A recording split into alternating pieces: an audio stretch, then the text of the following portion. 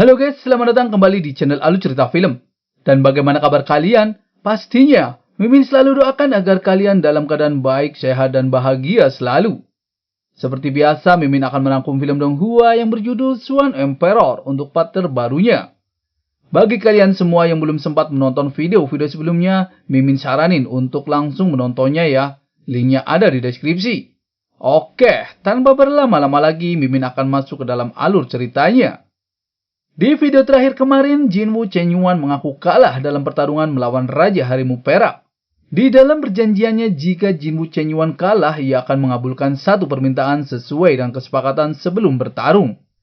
Lalu Wang Fan meminta kepada Jinwoo Chenyuan untuk berjuang bersama ras manusia. Wang Fan juga mengatakan kalau Jinwoo Chenyuan untuk berdiskusi dengan orang dari ras gagak terlebih dahulu.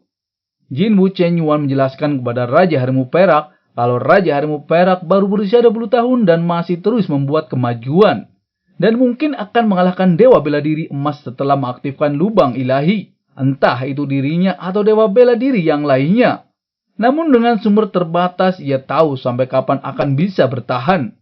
Ia juga tahu kalau dua orang yang akan membantunya melawan kakek Dekan, salah satunya adalah ras bayangan Guiying. Dan yang lainnya adalah ras serigala Sueyo yaitu Zi Jinlang. Mereka berdua telah mengaktifkan lubang emas ilahi, juga ada dukungan dari Yao Changlong. Jika ras gagaknya membelit dan berjuang untuk ras manusia, ia mungkin akan mempertaruhkan hidupnya. Dan itu adalah pertanyaannya kepada Raja Harimau Perak. Tapi jika ras manusia mundur dan menargetkan ras gagak emasnya, ia akan bertarung dengan ras manusia sampai mati. Lalu Raja Harimau Perak menjamin kepada ras gagak emas kalau ia bergabung dengan ras manusia, pasti tidak akan menyesal. Selain itu, Raja Harimau Perak berjanji kepada Jinwoo Chenyuan setelah melenyapkan ras iblis surgawi dan klan pedang tirani 9 matahari, Raja Harimau Perak akan mengembalikan tombak gagak emasnya kepadanya. Seketika Jinwoo Chenyuan pun setuju. Lalu Raja Harimau Perak juga menjelaskan untuk membawa orang-orang ras gagak emasnya ke garis depan perang antara ras manusia dan klan pedang tirani 9 matahari. Juga ia meminta untuk mengikuti perintah Bai Shaotang. Wang Fan juga berharap kalau Jinwoo Chenyuan dapat menepati janjinya. Mereka pun semua pergi ke pusat kota untuk menemui senior Bai Shaotang. Beberapa waktu kemudian, Jinwoo Chenyuan telah sampai di pusat kota ras manusia untuk menemui senior Bai Shaotang. Dan dari Akademi Huangjin, Wang Fan juga sudah menerima surat dari senior Bai Shaotang kalau ras gagak emas telah bergabung dengan ras manusia. Dengan kelihayan senior Bai Shaotang, ia tidak punya pendapat mengenai bergabungnya Jinwoo Chenyuan. Dengan semua itu, Wang Fan akhirnya bisa tenang. Di sisi lain, para senior Akademi Huangjin masih berkultivasi. Dan dari ras iblis surgawi, Yao Liling tahu kalau Lu Xingying mengaku sudah mengasingkan diri. Tapi ia merasa kalau diam-diam Lu Xingying sedang merencanakan sesuatu. Kalau tidak, sama sekali itu tidak wajar. Karena mereka tahu kalau ras iblis datang tapi mereka tidak melakukan apa-apa. Lalu Yao Wugu hanya perlu bertarung dengan Lu Xingying. Tapi Yao Liling berkata kepadanya untuk jangan bertarung sekarang. Yang paling terpenting adalah mendesak Jinwoo Chenyuan terlebih dahulu. Zi Jinlang mengira kalau Jinwoo Chenyuan sengaja menunda karena ingin menaikkan kesepakatan sebelumnya. Guiying juga mengira kalau Jinwoo Chenyuan memiliki niat lain. Namun Jinlang tahu kalau Jinwoo Chenyuan tidak mungkin berani untuk memprovokasi ras iblis dan dirinya. Mereka pun akan menunggu selama 3 hari lagi untuk menunggu Jinwoo Chenyuan datang. Bahkan jika ras gagak emas tinggal di luar wilayah. Tapi jika membuat marah ras iblis surgawi, maka akan mendapat konsekuensinya. Dan jika tidak datang, Guiying akan mencarinya sendiri. Kita kembali ke Wang Fan. Wang Fan tahu kalau senior Bai Shaotang dan Jenderal T sudah tiba di lokasi yang ditentukan lebih cepat dari rencana. Dan sekarang giliran Wang Fan yang akan bertindak. Beberapa waktu kemudian, Jinlang menerima surat dari Jinwoo Chenyuan kalau ras gagak emas datang terlambat karena terjebak dalam badai dan memperlambat perjalanannya. Dan ras gagak emasnya akan tiba di kota Lintiang besok. Ia juga mengatakan dengan Jinwoo Chenyuan, Guiying dan dirinya tak seberapa kuat kakek Dekan juga tidak akan lepas dari kematiannya. Ia juga berpikir untuk waktunya memperhatikan Lu Xingying. Ia tahu meskipun Lu Xingying seorang wanita, tapi temperamennya kuat dan sama itu sama sekali bukan gayanya. Untuk menghindari masalah, ia berkata kepada Yao Wugu untuk menantangnya hari ini juga. Itu semua juga agar ras iblisnya bisa menyelidiki situasi di Akademi Huang Jin. Yao Liling pun mengerti kalau ia akan melakukan sesuai rencana sebelumnya. Ia meminta Jinglang dan Gui Ying bersembunyi terlebih dahulu. Ia dan Yao Wugu akan menantang Lu Xingying. Tak selang berapa lama mereka sampai di halaman Akademi Huang Jin. Senior Lu Xingying berkata kepadanya kenapa Yao Wugu datang kembali ke akademinya. Ia mengira kalau kedatangannya untuk mengakui kekalahan dalam pemahaman. Namun Yao Wugu menyangkal kalau harimau di dunia atau Rana Dharma Cahaya itu semua hanyalah dongeng. Ia juga mengatakan kalau ia sangat bosan jadi ia ingin menantang seseorang. Ia dengan sombongnya berkata, di seluruh ras manusia selain Raja Harimau Perak tidak ada yang bisa melawannya. Bahkan Lu Xingying bukanlah lawannya. Lu Xingying bahkan tidak memenuhi syarat untuk menjadi pelayannya. Ia juga menantang Lu Xingying dan akan memakai setengah kekuatannya. Ia juga berkata akan menggunakan 30% kekuatannya saja jika Lu Xingying berani melawannya. Senior Lu Xingying pun sangat kesal dengan Yao Wugu yang meremehkan dirinya. Yao Wugu juga mengatakan kalau semua ras manusia itu pengecut. Dari kejauhan Wang Fan melihat semua tingkah laku Yao Wugu. Karena mereka sudah datang ke akademinya, maka Wang Fan tidak akan segan-segan melawannya. Wang Fan pun menghampiri Yao Wugu dengan berubah menjadi Raja Harimau Perak. Para murid akademi pun sangat senang dengan kedatangan Raja Harimau Perak di sana. Karena dengan kedatangannya, ras iblis tidak akan sombong lagi. Mereka juga mengatakan kalau Wang Fan memberikan teknik Dharma Cahaya kepada Raja Harimau Perak, agar Raja Harimau Perak bisa melatihnya. Jika berhasil, maka Yao Wugu dan ras iblis surgawinya akan menjadi pelayan Wang Fan. Seketika Yao Wugu pun berkata kalau ia sudah lama menunggu Raja Harimau Perak di sana. Ia juga mengatakan kalau ia kalah dari Raja Harimau Perak terakhir kalinya karena kecerobohannya. Dan kali ini ia akan mengalahkannya. Lalu Raja Harimau Perak berkata kepadanya, bagaimanapun pertaruhan dengan Wang Fan hari ini akan menunjukkannya. Lalu Raja Harimau Perak berkata bagaimanapun pertaruhan dengan Wang Fan hari ini ia akan menunjukkannya. Raja Harimau Perak akan menunjukkan teknik Dharma Cahaya kepadanya sekarang. Ia juga meminta Yao Wugu harus menjadi pelayan ras manusianya. Namun Yao Liling berkata kalau Raja Harimau Perak kemungkinan hanya akan menggunakan keterampilan biasa. Lalu mengatakan telah mempelajari lukisan auman harimau cakrawala. Dan ras iblis surgawinya akan menunggu sampai Raja Harimau Perak membuktikan kalau bela diri di lukisan auman harimau cakrawala benar-benar seperti yang Wang Fan katakan.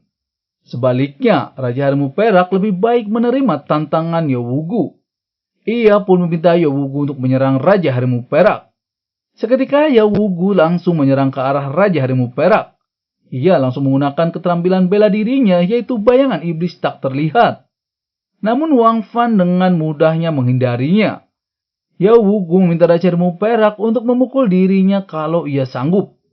Sesuai keinginannya, Raja Harimau Perak pun langsung menangkap pedangnya dengan begitu mudah.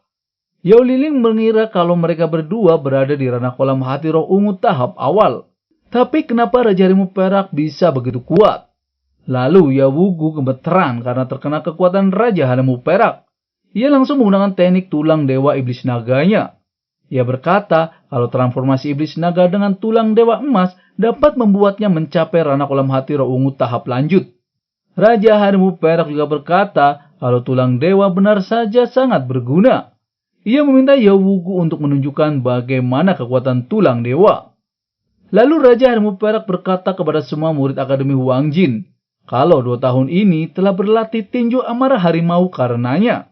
Dan hari ini juga Raja Harimau Perak akan mengambil kesempatan itu untuk menunjukkan esensi dari tinju amarah harimau. Raja Harimau Perak pun langsung menyerang ke arah Yao Wugu dengan teknik tinju amarah harimau. Raja Harimau Perak terus-menerus menyerang ke arah Yao Wugu dengan teknik tersebut dan membuat Yao Wugu terjatuh. Ia juga melempar Yao Wugu dan membuat Yao Wugu terluka oleh Wang Fan. Akan tetapi di saat bersamaan Zi Jinglang menyerang Raja Harimau Perak dari belakang. Namun Wang Fan masih bisa menangkisnya. Senior Lu tahu kalau Zi Jinglang sudah membuka lubang ilahi. Li Jinglang pun berkata kepada Raja Harimau Perak, jika bukan karena Raja Harimau Perak membunuh Yao Chanlong, ia bisa menerobos dengan cepat. Dan Raja Harimau Peraklah yang membuatnya gagal. Sekarang ia akan membunuh Raja Harimau Perak. Lalu Wang Fan pun bersiap-siap untuk bertarung dengan Li Jinglang. Senior Chen sangat terkejut karena Raja Harimau Perak ternyata sudah berada di ranah kolam hati roh ungu tahap penyempurnaan. Dan ia sudah melampaui dirinya. Li Jinglang berkata meskipun Raja Harimau Perak sudah berada di tahap sempurna, tapi tanpa mengaktifkan lubang emas ilahi, Raja Harimau Perak tidak akan pernah sekuat dirinya. Ia pun langsung menyerang ke arah Wang Fan dengan teknik serigala anginnya. Ia sangat heran dengan Raja Harimau Perak. Kenapa ia bisa menandingi dirinya? Ia tahu kalau Raja Harimau Perak pasti berlatih semacam seni bela diri khusus. Seketika ia berubah menjadi serigala. Di saat bersamaan, Guiying dari klan bayangan langsung menyerang Raja Harimau Perak dengan teknik bayangan hantunya. Lalu Raja Harimau Perak pun mengkonternya dengan serangan tak terbatas. Tuan Guiying pun terkena serangan Raja Harimau Perak dan membuat terpental dan terluka.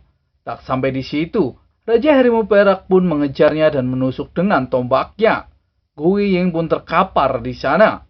Dan ternyata Guiying hanya mukanya doang yang seram. Mereka semua pun memilih pergi dan melarikan diri dari Akademi Huang Jin. Senior Xing Ying pun meminta semuanya untuk mengejar dan jangan sampai melarikan diri. Raja Harimau Perak dan para seniornya pun mengejar mereka. Lalu di perjalanannya, Guiying menggunakan teknik tanpa bayangan untuk mencegah Raja Harimau Perak. Namun Raja Harimau Perak menyadarinya dan langsung mengcounter serangannya. Guiying pun terkena serangan Raja Harimau Perak dan membuatnya terpental. Guiying memilih melarikan diri dan berkumpul kembali bersama teman-temannya dari ras iblis surgawi. Tak selang berapa lama, Li Jinglang meminta Guiying untuk melindungi Yao Wugu dan yang lainnya. Dan ia akan menahan Raja Harimau Perak dengan segenap kekuatannya. Seketika Li Jinglang pun menggunakan teknik terlarang yaitu transformasi lolongan Raja Serigala untuk melawan Raja Harimau Perak. Sedikit pertarungan pun terjadi. Raja Harimau Perak pun sedikit kewalahan. Lalu Raja Harimau Perak tahu kalau Dewa Bela Diri Emas memang tak terkalahkan. Ia meminta para seniornya untuk mengejar Yao Wugu dan pasukannya. Dan ia akan melawan Li Jinglang. Raja Harimau Perak pun menggunakan teknik Dharma Cahaya Harimau Cakrawala untuk menyerang Li Jinglang. Li Jinglang pun sangat terkejut karena Wang Fan benar-benar memahami dan memberikannya kepada Harimau Perak. Dan ia harus bisa membunuh Raja Harimau Perak. Kalau tidak, bagaimana bisa ras iblis surgawinya menguasai dunia? Ia pun menangkis serangan Raja Harimau Perak. Lalu Raja Harimau Perak berkata kepadanya, meskipun ia bukan tandingan Dewa Bela Diri Emas, tapi berapa lama Li Jinglang bisa bertahan? Lalu Raja Harimau Perak tahu setelah durasi teknik terlarangnya habis, ia akan selemah semut. Lalu Raja Harimau Perak pun menyerang kembali. Namun Li Jinglang memilih melarikan diri. Karena ia tahu kalau teknik terlarangnya akan segera habis. Raja Harimau Perak pun mengejar Li Jinglang dan mengatakan mengapa seorang bela diri emas takut dan melarikan diri. Dan ia tahu kalau Li Jinglang akan bergabung kembali dengan Guiying dan yang lainnya. Jika tidak, setelah teknik terlarang habis, tidak ada yang merawatnya. Bahkan orang biasa pun bisa membunuhnya. Namun di perjalanannya, Raja Harimau Perak bertemu dengan klan pedang tirani 9 matahari yang sudah menghadangnya. Dan ia diketuai oleh Li Xiuluo, yaitu tempat keempat ras pedang tirani 9 matahari. Kalau pertemuan dengan Raja Harimau Perak itu sebuah kehormatan atau kemalangan bagi Raja Harimau Perak. Lalu Raja Harimau Perak berkata kepadanya, apakah klan pedang tirani 9 matahari datang untuk kota Lingtian? Li Xiuluo pun mengatakan kalau itu benar sekali. Karena di kota Lingtian ada tempat pertama ras manusia dan Akademi Huang Jin. Terlebih lagi, di perpustakaan Akademi Huang Jin saja memiliki sejumlah besar keterampilan bela diri dan harta karun. Ia juga mengira kalau Wang Fan yang telah membantu kultivasi Raja Harimau Perak. Klan pedang tirani tidak bisa membiarkan ras iblis surgawi mendapatkannya. Raja Harimau Perak pun menjelaskan kepadanya kalau Li Jinglang, Yao Wugu, Guiying, dan yang lainnya telah diusir dari Akademi Huang Jin. Namun ia mengakuinya kalau ras iblis semua kalah bertarung. karena pertahanan Akademi Huang Jin sangat kuat. Lagi pula ras iblisnya tidak mempunyai praktisi kuat. Wang Fan pun tahu kalau Li Luo belum mencapai lubang emas ilahi. Akan tetapi di saat itu juga tempat kedua ras guntur merah datang. Dan ia bernama Xi Jinggang. Dan kedatangannya ingin menantang Raja Harimau Perak bertarung.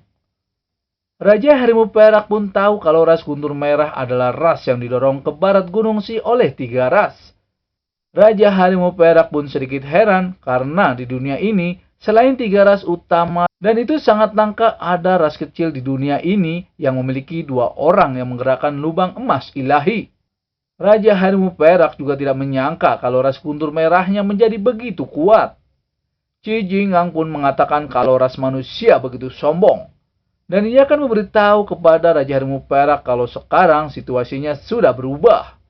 Setelah ras manusia musnah, ras guntur merahnya akan naik pesat.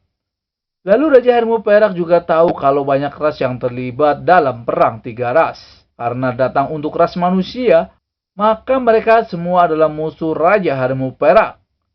Mereka pun akan bertarung. Lalu bagaimana keseruannya Mimin akan bahas di episode mendatang ya. Terima kasih.